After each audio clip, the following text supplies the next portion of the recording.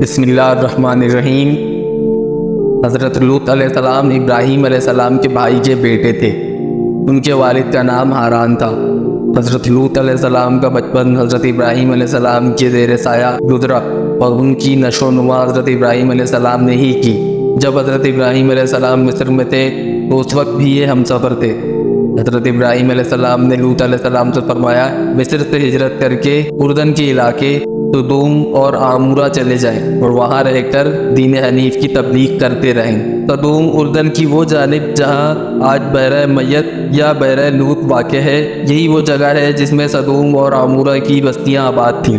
لوط علیہ السلام نے جب سدوم میں آ کر قیام کیا تو دیکھا کہ یہاں کے باشندے فواحش اور بدکاری میں اس قدر مبتلا ہیں کہ الاوان الحفیظ، دنیا کی کوئی برائی ایسی نہیں تھی جو ان میں موجود نہ ہو اور کوئی خوبی ایسی نہیں تھی جو ان میں پائی جاتی ہو۔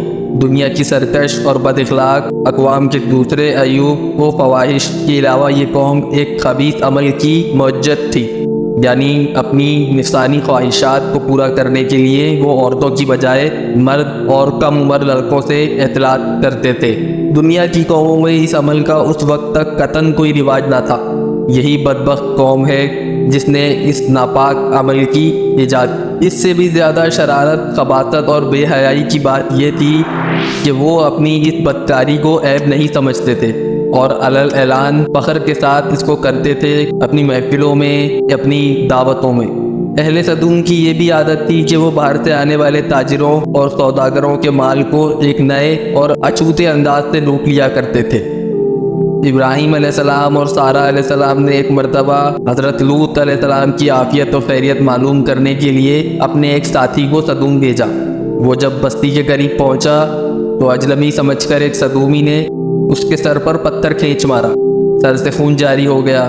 تب آگے بڑھ کر سدومی کہنے لگا میرے پتھر کی وجہ سے یہ تیرا سر سرخ ہوا ہے، لہٰذا مجھے اس کا معاوضہ ادا کر، اور اس مطالبے کے لیے کھینچتا ہوا سدوم کی عدالت میں لے گیا۔ حاکم سدوم نے مدعی کا بیان سن کر کہا کہ بے شک سدومی کو پتھر مارنے کی اجرت ملنی چاہیے۔ یہ سن کر اس ساتھی کو غصہ آ گیا اور اس نے پتھر اٹھا کر حاکم کے سر پر دے مارا اور کہنے لگا کہ میرے پتھر مارنے کی جو اجرت ہے وہ تو اس سدومی کو دے دینا، اور یہ کہہ کر وہاں سے بھاگ گیا۔ اہل سدوم اس قدر ظلم، فحش، بے حیائی، بد اخلاقی اور زناکاری میں مبتلا تھے جس کا بیان ناممکن ہے۔ ان حالات میں حضرت لوط علیہ السلام نے ان کو ان کی بے حیائیوں اور خباثتوں پر ملامت کی اور شرافت و طہارت کی زندگی گزارنے کی رغبت دلائی۔ نرمی کے ساتھ اس نے اخلاق سے جس طریقے سے ممکن ہو سکا انہیں سمجھانے کی کوشش کی، نصیحت بھی کی اور پچھلی قوموں کی بدعمالیوں کے نتائج اور ان کے عذاب بتا کر عبرت بھی دلائی، مگر ان بدبختوں پر کوئی اثر نہ پڑا، بلکہ اس کا یہ الٹا اثر ہوا کہ کہنے لگے بے شک یہ پاک لوگ ہیں۔ وہ حضرت لوط علیہ السلام اور ان کے خاندان پر طنز کرتے اور ان کا ٹھٹا اڑاتے، یہ بڑے پاک باز لوگ ہیں، ان کا ہماری بستی میں کیا کام، ان کو یہاں سے نکالو وغیرہ وغیرہ۔ پھر ایک مرتبہ یوں ہوا کہ حضرت لوط علیہ السلام نے بھری محفل میں انہیں نصیحت کی اور فرمایا تم کو اتنا بھی احساس نہیں رہا کہ یہ سمجھ سکو کہ مردوں کے ساتھ بے حیائی کا تعلق، لوٹ مار اور اسی قسم کی بد اخلاقیاں بہت برے اعمال ہیں۔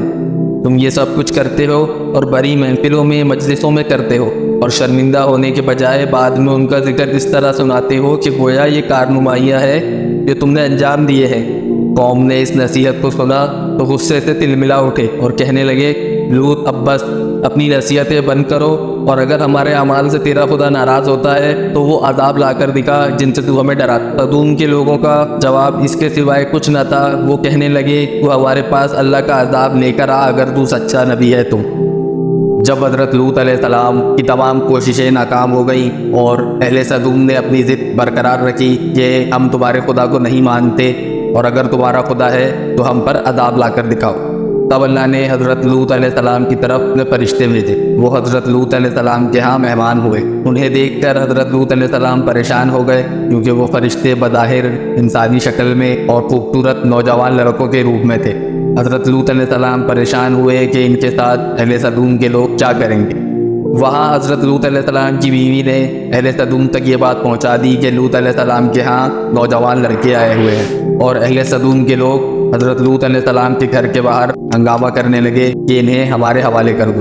حضرت لوط علیہ السلام کی پریشانی اور بڑھنے لگی तब फरिश्तों ने उन्हें बताया कि आप परेशान ना हो, हम अल्लाह के भेजे हुए फरिश्ते हैं जो आपकी कौम की तरफ अजाब लेकर आए। आप और आपका ख़ानदान इस अजाब से महफूज रहेंगे, मगर आपकी बीवी इन्हीं बेहयाओं के साथ रफाकत में रहेगी और आपका साथ ना दे। आखिर अजाब इलाही का वक्त आ पहुंचा।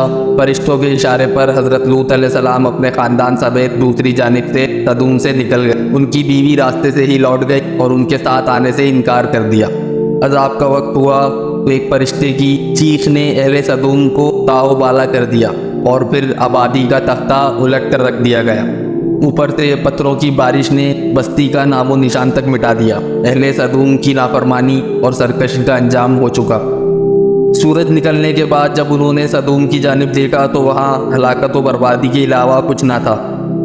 हज़रत लूत अलैहिस्सलाम अपने ख़ानदान के साथ सदूम से हिजरत करके करीब ही की एक बस्ती पर चले गए। हज़रत लूत अलैहिस्सलाम ने फिर वो बस्ती भी छोड़ दी और करीब ही एक पहाड़ी पर जाकर आबाद हुए और अमन व अमान से रहने लगे और वहीं उनका इंतकाल हुआ। अगर आपको वीडियो अच्छी लगी हो और इस तरह की मज़ीद वीडियो आप देखना चाहते हैं तो हमारे चैनल को सब्सक्राइब कीजिए। जज़ाकल्लाह।